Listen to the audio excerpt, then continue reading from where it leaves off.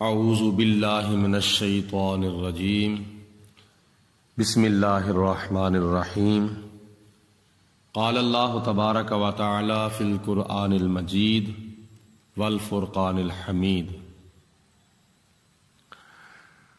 قرآن مجید فرقان حمید کا 15واں پارہ اور سورۃ بنی اسرائیل کی آیت نمبر 71 ہے، جس میں اللہ پاک نے قیامت کے دن کے احوال بیان فرماتے ہوئے ارشاد فرمایا ہے، یوم ندعو، اس دن کو یاد کرو جس دن ہم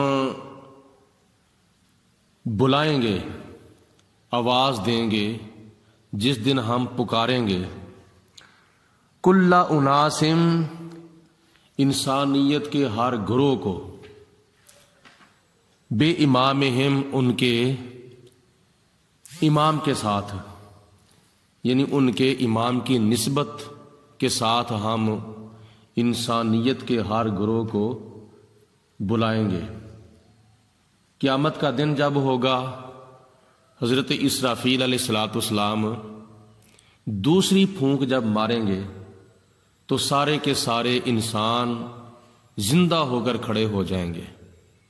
حضرت سیدنا آدم علیہ السلام سے لے کر قیامت تک آنے والے انسان حضرت اسرافیل علیہ السلام کے دوسری مرتبہ سور پھونکنے کی وجہ سے سارے کے سارے انسان زندہ ہو کر کھڑے ہو جائیں گے۔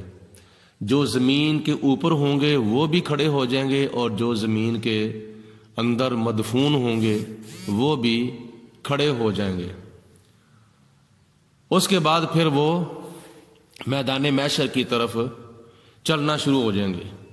تو جب سارے کے سارے میدان محشر میں لوگ پہنچ جائیں گے، وہاں اللہ کے نبی بھی ہوں گے اور تمام نبیوں کی امتیں بھی ہوں گی، تمام نبیوں کے صحابہ بھی ہوں گے، تابعین بھی ہوں گے، تبع تابعین بھی ہوں گے، بزرگان دین اولیاء کاملین بھی ہوں گے، تمام مسلمان بھی ہوں گے، تمام غیر مسلم بھی ہوں گے، ہندو، سکھ، عیسائی، یہودی، نصرانی، سارے کے سارے ہر قسم کا انسان وہاں میدان محشر کے اندر حاضر ہوگا۔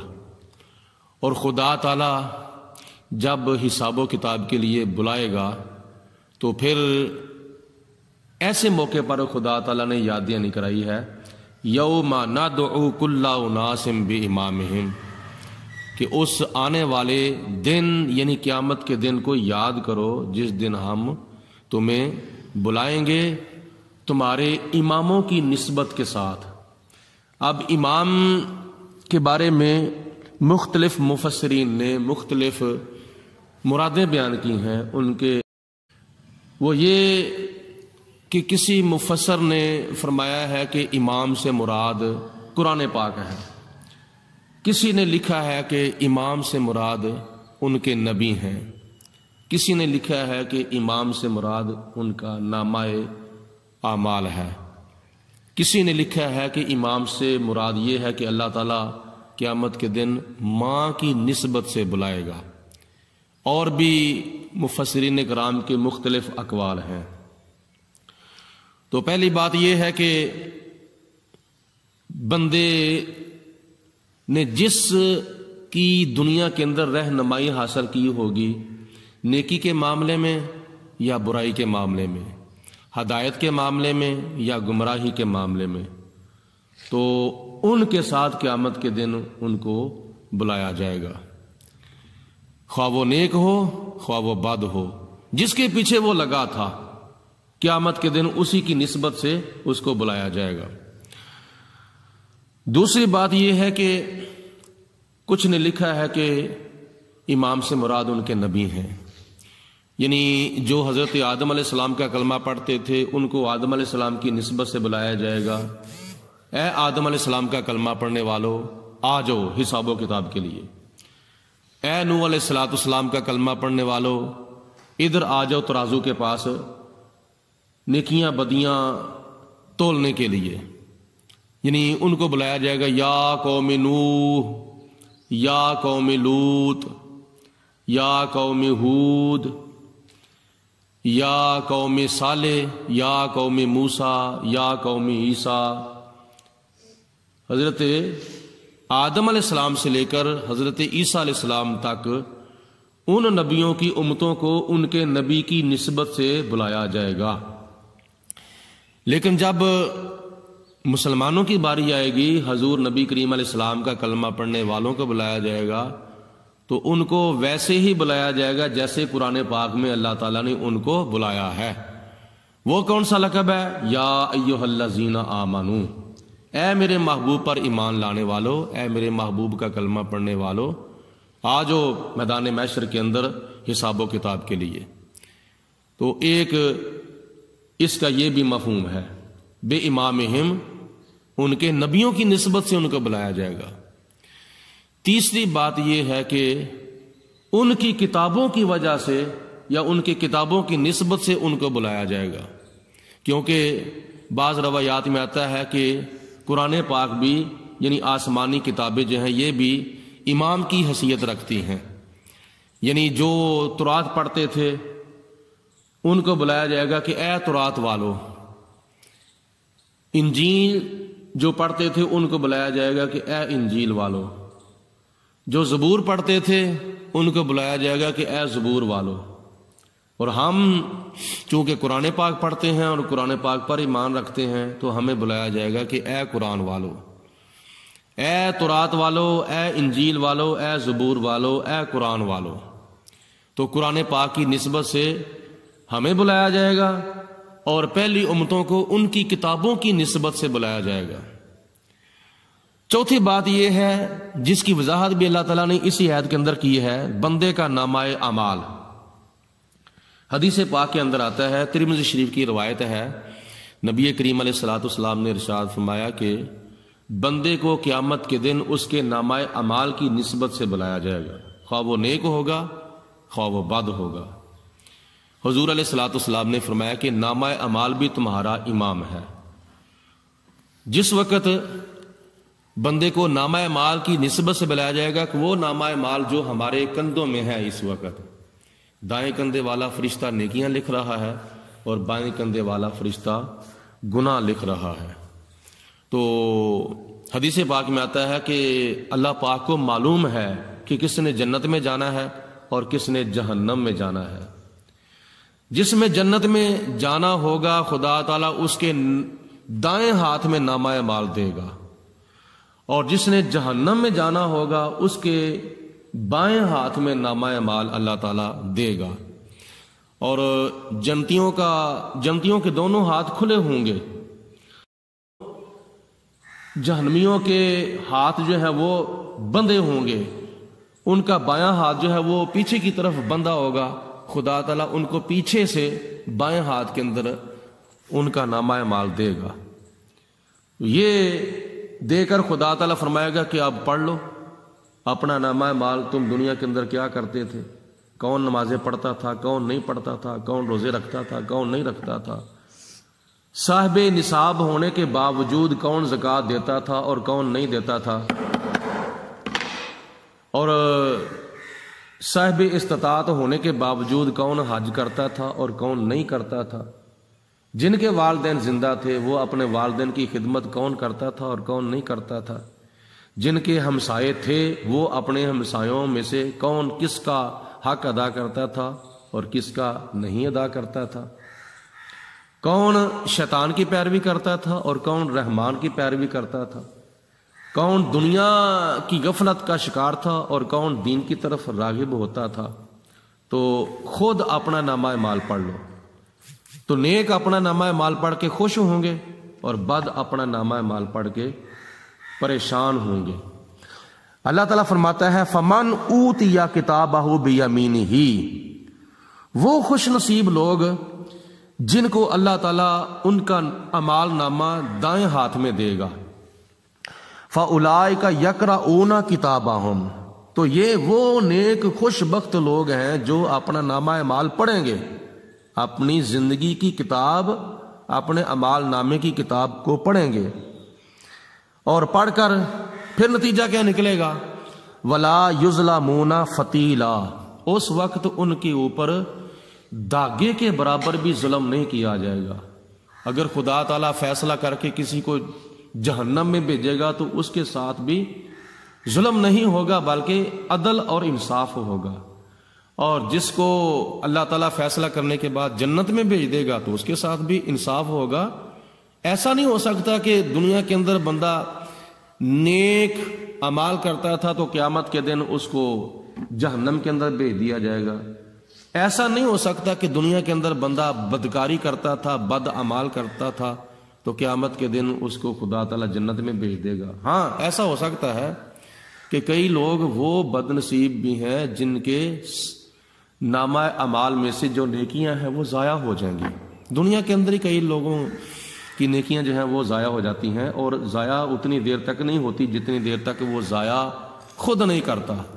اللہ پاک قرآن پاک میں فرماتا ہے اولئک حبطت اعمالہم، یہ کچھ لوگ ایسے ہیں کہ جو دنیا کے اندر اپنی نیکیاں ضائع کر لیتے ہیں۔ کیسے؟ جیسے شیطان نے اپنا سب کچھ ضائع کر لیا تھا۔ جب اللہ تعالیٰ نے قرآن پاک میں فرمایا ہے کہ جب خدا تعالیٰ نے فرشتوں کو حکم دیا کہ اے فرشتوں آدم علیہ السلام کو سجدہ کرو، سب فرشتوں نے سجدہ کیا الا ابلیس، سوائے شیطان کے، سارے سجدے میں گر گئے۔ اور شیطان نے چپے چپے پر چونکہ عبادت کی تھی، ہزاروں نہیں لاکھوں کروڑوں سال اس نے خدا کی بندگی کی تھی، تو ایک سجدہ تعظیم کا اور ادب کا نہ کرنے کی وجہ سے خدا نے اس کا سب کچھ تباہ و برباد کر دیا تھا۔ تو اسی طرح دنیا کے اندر بھی کئی متقی پرہیزگار لوگ ہوتے ہیں، لیکن وہ اللہ کے نبیوں ولیوں کی گستاخیاں کر کے یا اپنے والدین اپنے بڑوں کی بے ادبی اور گستاخی کر کے اپنے نیک اعمال جو ہیں وہ ضائع کر لیتے ہیں۔ تو دنیا کے اندر تو وہ بڑے متقی پرہیزگار ہوتے ہیں، لیکن قیامت کے دن ان کو پتہ چلے گا کہ ہم نے اپنی بے ادبی کرنے کی وجہ سے اپنے نامہ اعمال کو ضائع کر لیا ہے۔ تو کئی لوگ وہ بھی ہیں کہ جو خدا سے ڈرتے ہیں، گناہ بھی ان سے ہو جاتے ہیں لیکن خدا تعالیٰ سے ڈرتے ہیں، اللہ تعالیٰ سے معافی مانگتے ہیں، تو قیامت کے دن اللہ پاک ان کو معافی کی برکت سے جنت کے اندر داخل فرمائے گا۔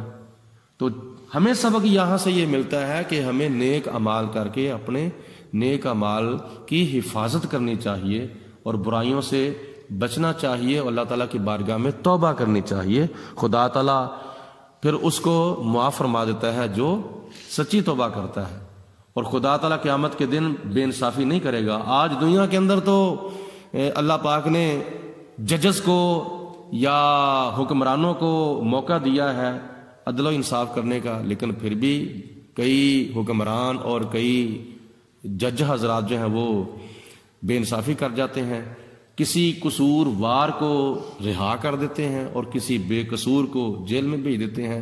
وجہ کیا ہوتی ہے؟ رشوت، پیسہ۔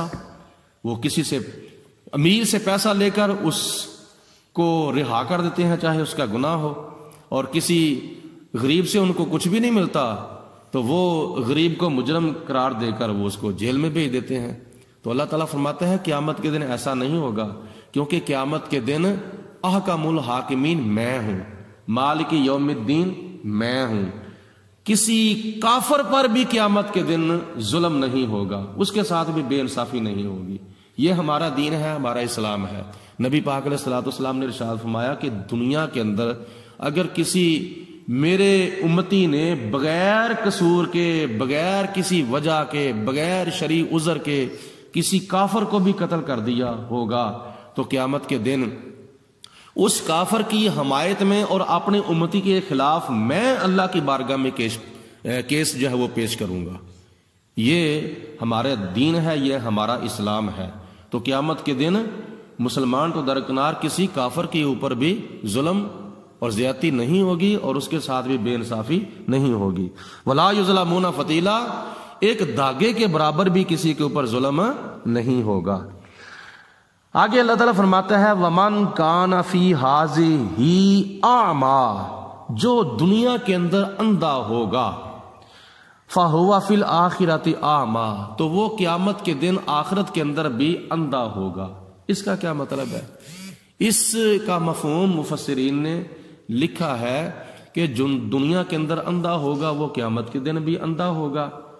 اس کی حقیقت یہ ہے کہ جو دنیا کے اندر ہدایت کے لحاظ سے اندھا ہوگا، جس نے دنیا کے اندر ہدایت کا راستہ ہی تلاش نہیں کیا، پھر بھی وہ گمراہی کے راستے پر چلتا رہا، جیسے آنکھوں والا ہو کر ایسے راستے پہ چلے جس راستے کے اوپر چل کر بندہ گر جاتا ہے، پھسل جاتا ہے، گر جاتا ہے، تو جو دل کا اندھا ہوگا وہ دنیا کے اندر جب چلے گا تو اس کو ہدایت کا راستہ نہیں نظر آئے گا، بلکہ اس کو گمراہی نظر آئے گی، اس کو جہنم کا راستہ ہی نظر آئے گا۔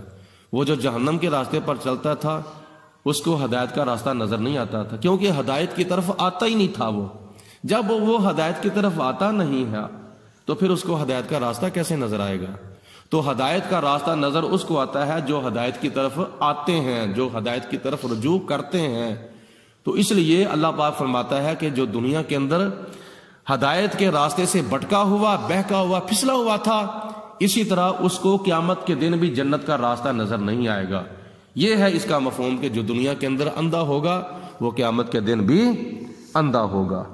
وَأَضَلُّ سَبِيلًا، اور وہ بہت ہی بھٹکا ہوا ہے، اور وہ بہت ہی پھسلا ہوا ہے، وہ بہت ہی بہکا ہوا ہے، وہ گمراہ ہے۔ گمراہ کا معنی یہ ہے کہ سیدھے راستے سے جو بندہ گم ہو جائے وہ پھر کیا نام ہے الٹے راستے پر چل پڑتا ہے۔ تو نمازی نماز کے اندر بھی یہی دعا کرتا ہے، یا اللہ ہمیں سیدھے راستے پر چلا۔ یعنی پہلے نمبر پر تو وہ ہدایت کی طرف آیا ہے، اب ہدایت کی طرف آ کر وہ اللہ کی بارگاہ میں دعا کر رہا ہے، اہدنا الصراط المستقیم، یا اللہ ہمیں ہدایت کے اوپر استقامت عطا فرما، سیدھے راستے پر ہمیں ثابت قدمی عطا فرما، ہمیں سیدھے راستے پر چلا، دکھا نہیں بلکہ سیدھے راستے پر چلا۔ تو راستہ کن لوگوں کا؟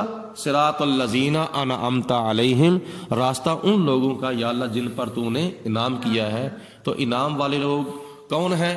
انعام والے لوگ ہیں اللہ تعالیٰ کے 1,00,000 انبیاء علیہم السلام، اور 1,00,000 یا 1,40,000 صحابہ کرام، اور تیسرے نمبر پر شہداء، اور چوتھے نمبر پر صالحین۔ یہ انعام یافتہ لوگ ہیں۔ تو ہم اللہ کی بارگاہ میں نماز کے اندر دعا کرتے ہیں، یا اللہ ہمیں سیدھے راستے پر چلا۔ تو راستہ بھی ان لوگوں کا جن کے اوپر تو نے انعام کیا ہے، وہ کون ہے؟ انبیاء، صدیقین، شہداء، صالحین۔ اور جو انعام یافتہ نہیں ہیں، جو لوگ گمراہ ہو چکے ہیں، راہ راست سے بھٹک چکے ہیں، بہک چکے ہیں، پھسل چکے ہیں، تو ان کو مد نظر رکھتے ہوئے ہم دعا کرتے ہیں غیر المغضوب علیہم، یا اللہ ان کے راستے پر نہ چلا جن پر تیرا غضب ہوا تھا، ولا الضالین، اور نہ ہی گمراہوں کے راستے پر چلا۔ غضب والوں سے مراد ہیں یہودی، اور گمراہوں سے مراد ہیں عیسائی۔ تو نمازی نماز کے اندر دعا کرتا ہے، یا اللہ ہمیں غضب والوں کے راستے پر بھی نہ چلا، اور ہمیں گمراہوں کے راستے پر بھی نہ چلا، بلکہ اپنے نبیوں کے راستے پر چلا، اور صحابہ کرام کے راستے پر چلا، شہداء کرام کے راستے پر چلا، اور صالحین کے راستے پر چلا۔